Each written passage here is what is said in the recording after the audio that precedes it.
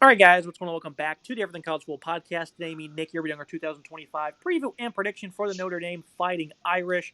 Look at this coaching staff: Marcus Freeman, 33-10 mark through 3 seasons. Second year back in the role for Mike Denbrock as offensive coordinator, and then defensive coordinator this year will be Chris Ash and Mike Minkins.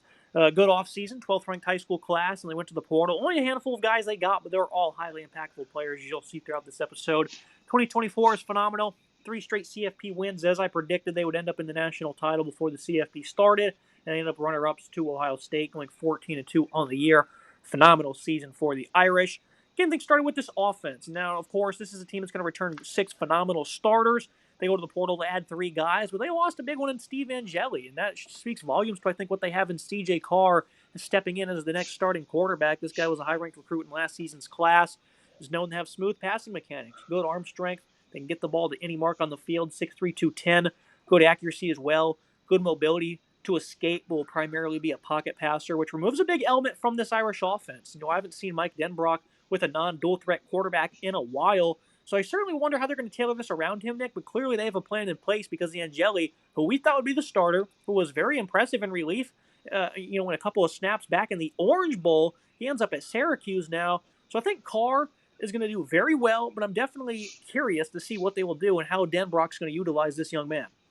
It's another time in Notre Dame history where they move on from a good quarterback here, and this is a program that's never really been super proficient in getting star quarterbacks here, and they've still been able to overcome that. Previously, of course, Riley Leonard was phenomenal from last year, probably the second best quarterback since 2000. I probably put a great quarterback that they had in Brady Quinn above him. But outside of that, I think this is an offense that typically relies on running the ball, and the quarterback play is just complementary and doesn't have to really run the entire offense. Steve Angeli, I thought, was going to be a good starter, but he ends up going to Syracuse. I love the fit for Syracuse. We'll talk about that in a later episode. But right now, we're focused on Notre Dame. We're focused on CJ Carr, who I think is a really solid quarterback who won't be anywhere near, the Riley Leonard levels, but I think he'll still be a solid guy for this offense. And it seems like the coaching staff trusts him. 6'3", 210. I think that's a really solid frame for a guy who's going to stay in the pocket. He's going to really try and pick you apart. He's going to have a solid deep ball as well. He'll be pretty accurate in the intermediate throws as well. They'll find a way to get him into good situations. This running back room we'll talk about in a second is quite strong, so it will relieve a lot of the pressure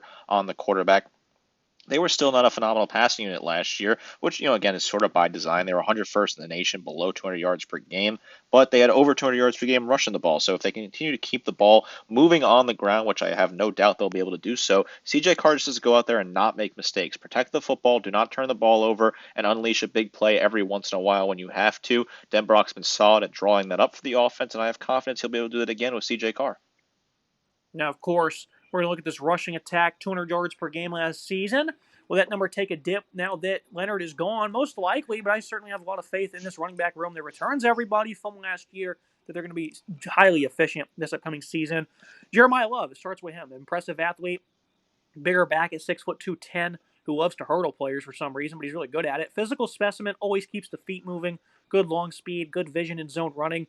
He was banged up in the CFP, though, during that run, so he wasn't really available, but he did have a great run in the Orange Bowl. You have Jadarian Price, nearly 800 yards in a backup role last fall. Has shown some nice explosiveness at times, 5'10", 206 pounds. A nice Williams. He surprisingly was utilized more than I thought he would be last year as a true freshman as RB3. Used on third down a lot, especially later in the year to his pass-catching abilities. Kettering Young also played in a couple of blowouts, that is, and used his red shirt. So the entire room, again, is back from last year. Highly confident in that. We're probably going to have to get more carries going, though, Nick, and I saw them at times not be as efficient, but this running game was always ahead of the sticks. They have a phenomenal play caller. So, again, you're going to have to see them used in a little bit larger of a capacity this year now that Leonard is gone, and I'm excited to see how it plays out.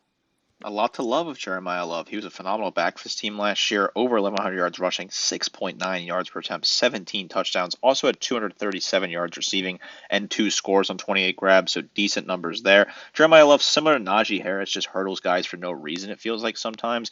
Does make some pretty flashy plays. Those guys are a similar comp, in my opinion, in that regard. Saquon's also hurdled some guys for no reason as well, so another interesting comp there. 3 guys that come to my mind when I think of running backs. They just like to leap over defenders to kind of style points and show off a little bit, and I don't blame him if you can do it and not hurt yourself. Jadarian Price behind him I like as well, 750 for him.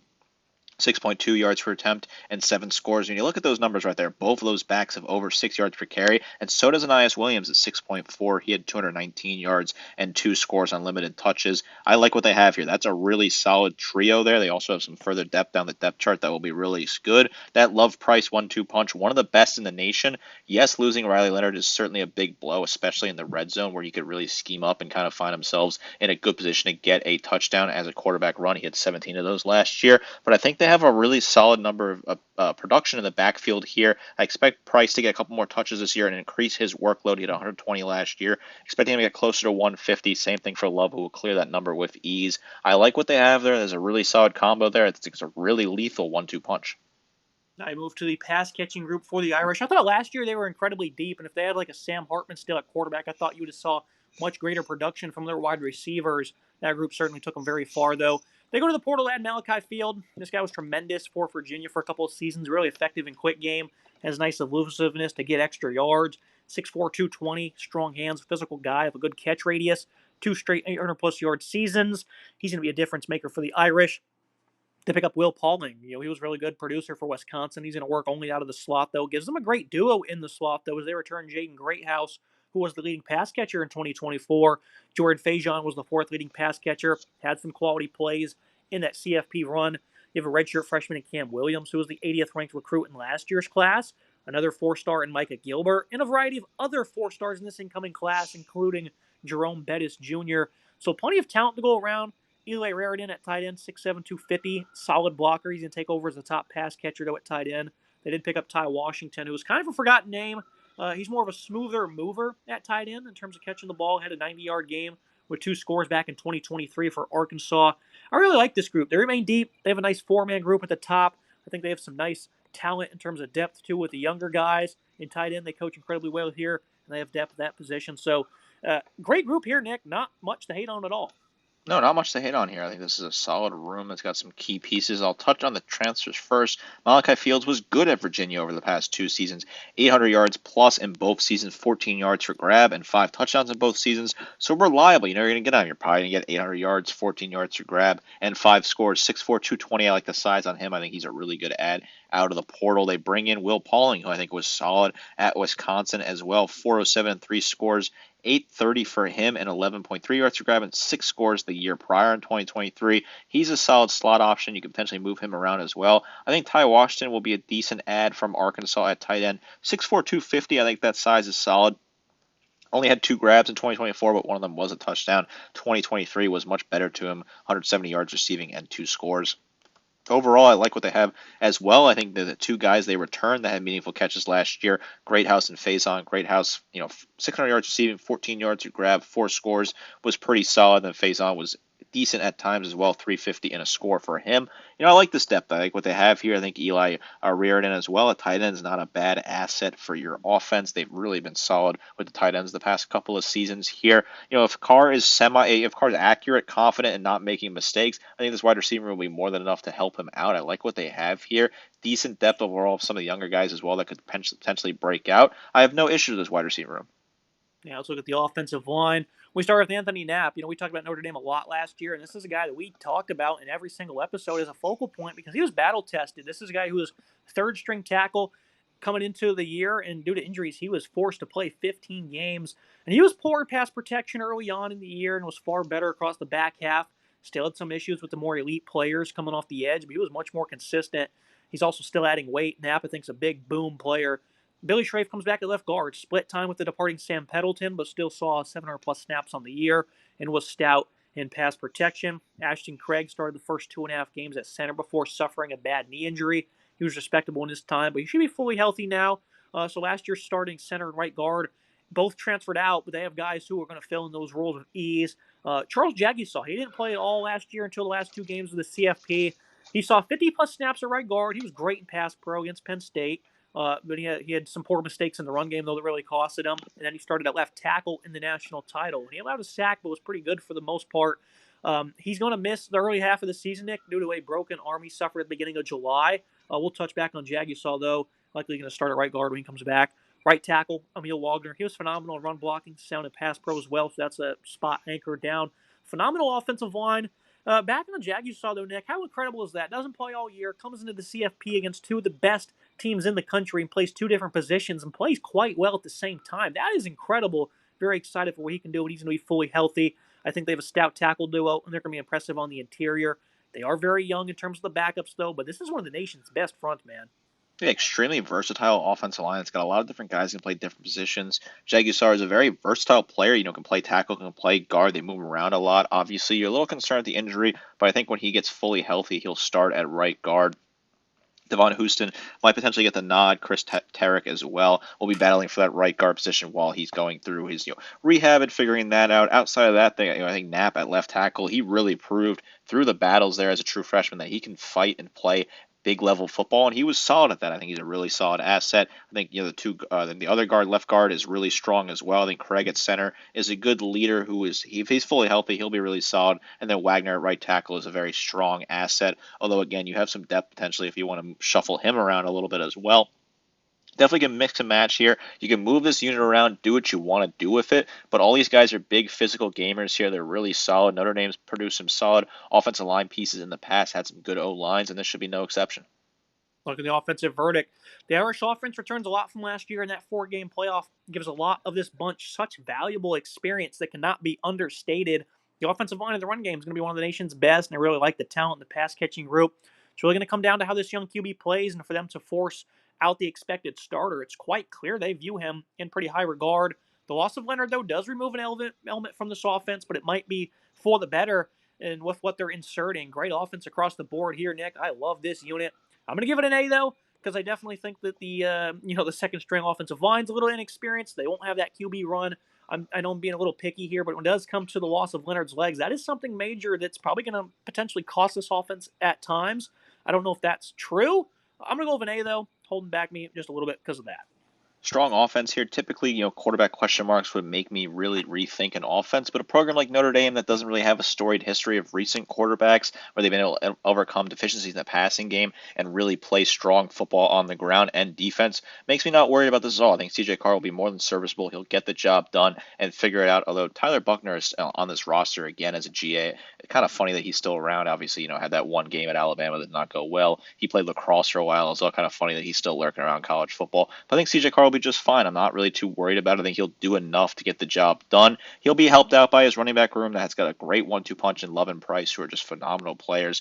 The wide receiver room has enough talent, I think, still to be a really strong unit. I like what they have the O-line as well. Mix and match. You can really make something happen when they're fully healthy. Shuffle some guys around. I think Knapp will be one of the best left tackles in the country come the end of the season as he gets more and more valuable experience here. I don't know if they'll have the similar stats to last year. I don't think they'll be scoring 36 points per game, but they'll still be scoring enough to be one of the better offenses in the nation, and they'll be really solid on the ground. The passing game will probably be similar level, maybe increase just a little bit here, but I'm not concerned about it. I trust the coaching. I trust what Deborah can do, and I like what this roster has. Returning 6 starters, made some nice moves in the portal as well. I feel really good about this Notre Dame offense. Now I move to the defensive side of the ball. You can see the numbers on screen there. Beautiful. I mean, some great work they did last year. They returned 6 starters, and of course, 2 of them are going to be at the defensive end position. Joshua Burnham had the second most TFL on the team last year. He was quality versus a run, but didn't exactly play over the moon. But he handled his responsibilities well. That is, Junior Talakamaka was a tad more of a playmaker. Had a big sack versus Georgia and an interception early on in the season. Boubacar Traore was a phenomenal player to start the season. Had his TFL in 4 straight games before he got hurt. Also had 3 sacks along with that. Bryce Young enters his second season as an X5-star, played nearly 400 snaps across 16 games, but he had limited numbers, only 1.5 sacks and 11 tackles.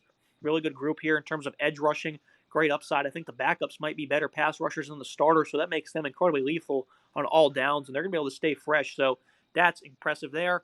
Look at the interior defensive line. Gabriel Rubio was the main guy tasked with stepping up due to injuries up front late in the season. He played quality ball, showcasing his toughness. He was solid against the run. He's 6'5", 320. Jason Anye, 308 pounds, saw 100-plus reps across the first 5 games before he got hurt, and he was also solid. A veteran in Donovan Heinisch played all 16 games. It really wasn't all that good for him. Love the addition of Jared Dawson from Louisville, 6'1", 300. He was an elite run defender as a rotational defensive tackle the last 3 years for the Cards. They also have a 290-pounder from USC. They added Elijah Hughes, who didn't really do much for them in 2 years. Really good defensive line here. Who's going to take over as the alphas in the middle is really the only question mark. It's not even a question mark, Nick. The two deep is phenomenal. The pass rushing is going to be lethal. Love what they have here. Equally, I love what they added in Jared Dawson from Louisville. I think he's a phenomenal add. 19 total tackles, 6.5 tackles for loss, 4 sacks last year. He'll find a way to get huge minutes for this team in the interior. The rest of the defensive line, I like what they have. I think it's a really solid unit. Davin Heinisch, he has a lot of work to do, I think, but he was still impressive at times last year. Want to see if he can fully hit that high level potential he has. 35 total tackles, 5 tackles for loss, 4.5 sacks last year. He was solid for this team. Gabe Rubio, 24 total tackles, 3 tackles for loss, 1 sack. Bryce Young, 23 total tackles, 3 tackles for loss, 1.5 sacks. While Boubacar Traore was really good before he got hurt. 11 total tackles, 5 tackles for loss, 3 sacks. He had a pick 6 as well. So he's a guy that's really solid, can certainly light up the stat sheet. Junior Tamakalala was really solid for his team as well. 33 total tackles, 6 tackles for loss, 3 sacks, and a pass breakup plus a pick for him. He was really good for this team. They have good rotational depth there. Joshua Barnum, they move him around as well. He can be really solid for this team. 30 total tackles, 2 tackles for loss, or 7 tackles for loss, 2 sacks, that is. So he's really productive in the backfield. A lot of good versatile depth here. Some guys that were battling injuries last year, like Jason One, who didn't really play a whole lot, who can certainly hope to get up to his full level. Love the depth. Love what they have here. Bryce Young should be a big breakout player, as a younger guy as well. Look in the middle of this defense at linebacker. Drake Bowen, as expected, this is a guy we thought would emerge in the middle in his second year in the program, and he did. Only missed 5 tackles across 16 games. While stout versus the run, it was good in coverage as well. He's going to be one of the game's best linebackers here soon. Jalen Sneed in 400-plus snaps wasn't as notable, but offered really good rotational help. Lots of youth behind them, but they're going to be in good hands. Kingston Valamu Asa, we felt, would see the field a ton as a true freshman 5-star, and he did with nearly 350 snaps. They have another high-profile recruit on campus now in top 90 prospect Madden Fariamio. Good linebacking group. They can coach this group of excellence, and even if the youth seems like an issue, it's not going to be. Marcus Freeman knows exactly what he's doing at linebacker. Nick, this is one of the nation's best groups. Yeah, I like what they have here a lot. I think there's some really solid assets, and it starts with Drake Bowen, who I think was really good last year. 78 total tackles, 4 tackles for loss, 1 sack, 2 pass breakups, 3 forced fumbles. He was good. Jalen Sneed was solid as well, 51 total tackles, 6 tackles for loss, 2.5 sacks. Jaden Ashbury, they move him around, 58 total tackles, 7 tackles for loss for him. Vielma Usa was solid for this team as well, 37 total tackles, 3 tackles for loss, a sack, and a pick for him. He's a guy that's certainly a versatile asset for this team as well as a younger player. Like what they have here, a lot of really solid guys, and a veteran in Bowen who is just a really good leader, a captain of your defense, a quarterback of the defense who will be really solid for this team. I moved to the secondary for the Irish. 2 young corners were pressed into action last year, especially when Benjamin Morrison went down early in the season. Christian Gray was by far the weakest of the two as he got gassed late in the year by numerous high-level pass catchers. Leonard Moore, on the other hand, was far better. He was elite in coverage, giving up over 50-plus yards only twice. Both of those occurrences were early on in the season, but it's a dynamite duo that was great down the stretch. Devontae Smith, he finally got on the field for Alabama last year and was quite solid in the slot. Arrives in South Bend, the anchor down that same position. Carson Hobbs, the second-year 3-star, is going to contend with him. The safety group added Jalen Stroman, who I love. He was tremendous in 2 seasons for Virginia Tech. Got hurt last year in week 1, so he really lost the momentum he established. Aiden Schuler, though, the best of the bunch. He was an elite run defender, very efficient tackler. Really like what Schuler is going to bring to the secondary once again. Luke Tallish saw 100 snaps last year. It was quite solid, but not enough reps to really get a great read on him. I think he's going to contend for a starting job there regardless. They have a 4-star redshirt freshman in Tate Johnson, who's going to potentially also be in the fold after being a top 200 recruit last year. CB depth isn't any more ideal than it was last year, as we got 3 true freshmen, then a guy in Chance Tucker, who's a redshirt senior, is probably not going to play at all. I love the confidence, but for the scheme they run, consistently opting for man coverage with the youth is certainly an odd strategy, Nick. And that's what you see when you look at this depth chart. It's a lot of youth here, not many reps outside of the starters, and I wonder if at some point that might burn them. I know the defense is so good as an A+ that maybe it won't. But again, they love to play man coverage, and at some point that's really going to hurt. It's hard to find issues with this Notre Dame team, but the secondary and the depth and experience in the secondary depth is certainly an issue if you want to highlight one. Now, I like what they have, but I agree with you, right? There's some questionable depth here if injuries happen or some of these guys get burned against some of these higher-level passing attacks that they're going to face this year. maybe you're concerned about that. Adon Schuler is a great leader for this team. 59 total tackles, 3 tackles for loss, 3 picks. One of those he took for a touchdown, 5 pass breakups. He was really solid. Leonard Moore, he was good, but also had some issues late in the season. 48 total tackles, 2 tackles for loss, 2 picks, 11 pass breakups, though, so he was solid, although some of those came against bad teams. Christian Gray, 35 total tackles, 3 tackles for loss, 3 picks, including a pick 6, 9 pass breakups for him. He was really solid. I think they made some good moves in the portal as well with 2 interesting adds. Devontae Smith from Alabama, I think he'll be really good for this team. I was sad to see him leave Alabama. 30 total tackles, 5 pass breakups. He has some high upside potential at 5'11", about 200 pounds. He'll be solid. And then Jalen Stroman, before he got hurt, he was really high flying at Virginia Tech. 55 total tackles, 2 tackles for loss, 2 pass breakups 2023. Only had the 5 tackles in 2024. In the one game before he got hurt, he's hoping to have a bounce back season. They may be able to untap some of that previous potential there from him. The secondary, I think they have some good pieces, but there's a lot of true freshmen that are showing up on the depth chart, certainly at cornerback as well. I think that's a really concerning thing if you're a fan of this Notre Dame team, but I like what they have at the top of the roster here. I think it's a really strong unit overall. The inexperience could be a problem later in the season, but I do like what this defense can do. They were phenomenal against the pass last year, and overall they were a phenomenal defense that returned 6 starters. Looking at the verdict for this A-plus unit, overall, they have a great amount of depth on the 2 deep throughout the entire group. The Irish defense, I think, is going to be very stout and likely better than it was last season. They certainly have some key starters that depart who are veteran leaders, but the next wave is going to be just fine as the depth at all levels is just amazing. The pass rush needs to step up a notch in terms of numbers, and the CBs will likely progress into an elite duo, or that could be an iffy situation, but I'm not all that concerned about it one bit. A-plus for me. Moving to the schedule and the prediction for the Irish. They should have no issues getting back to the CFP, even if for some reason they collapse to start the season at an 0-2 mark. Because they play Miami and Texas A&M. Those are both games that are losable, right? I don't see that on the docket, though. The only concern is breaking in a new QB early, who they must, again, view in high regard. Has great weapons and impressive offensive line. Lockdown defense, on the other hand, whose only issues are finding new alphas across the board and staying healthy. This is an elite team. They're going to push for a return to the national title, start the season Hard Rock Stadium, and they would love to end it there as well, as they have a good shot at it, Nick. I think this team is very good. I think they lose week 1 to Miami. I went back and forth on that one, but after taking a second look at Miami, I think the Hurricanes as 3-point underdogs will get the outright victory. Again, Nick, they have a young quarterback whose first 2 games are against some pretty tough defenses. The schedule's not a slouch, though. At Arkansas, Boise State, USC, who usually don't really contend in South Bend, but these are some notable names that are certainly going to push them. And even if they go undefeated, I don't want anyone to say strength of schedule is lacking, because it certainly is not. The easy schedules of yesteryear for Notre Dame are gone. I give credit to the athletic department for putting together a phenomenally strong schedule here. I mean, this is no joke of a schedule. At Miami, kicking things off, really tough game, certainly playing a team that a lot of people are very high on. I'm a little softer on Miami than most people. I just don't really trust the coaching, and I still think there's a lot of unproven question marks. So I think Notre Dame will win that game en route to a 12-0 season. A&M, the return of a home and home. That was a very tough game in Aggie land last year. You should feel good at home, but then again, with a younger quarterback, a new quarterback, things might be tough. At Arkansas, that's never easy going to the heart of SEC country. That's a tough place to play, even when that team is not very good.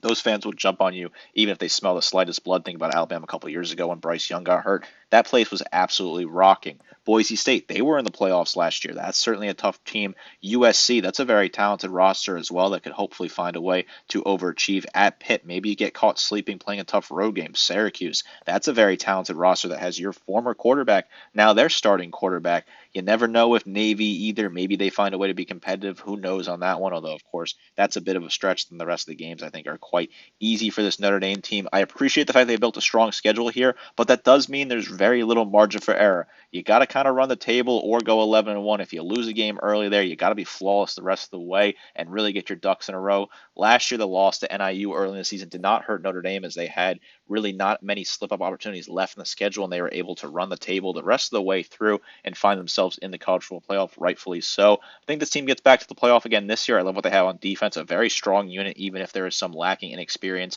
in the cornerback department here. I like what they added in the portal with the 2 guys they added, Stroman and Smith on the defense, in terms of the secondary. The defensive line is very deep and very strong. As for the offense, they'll be able to run the ball very effectively. They should easily clear 200 yards per game again. I like what they have in that regard. The O-line is quite strong. A really nice wide receiving room as well, even if the quarterback play may be subpar with C.J. Carr stepping in, but I still have some confidence in him. I love the coaching here in South Bend. Very strong, very active Notre Dame team that will find themselves back in the college football playoff. 12-0 regular season for me. Big things to come in South Bend. Yep, absolutely. I definitely think that they blow out Navy November 8th. You guys never learned with the service academies. They will never contend with the Irish, at least in the Marcus Freeman era.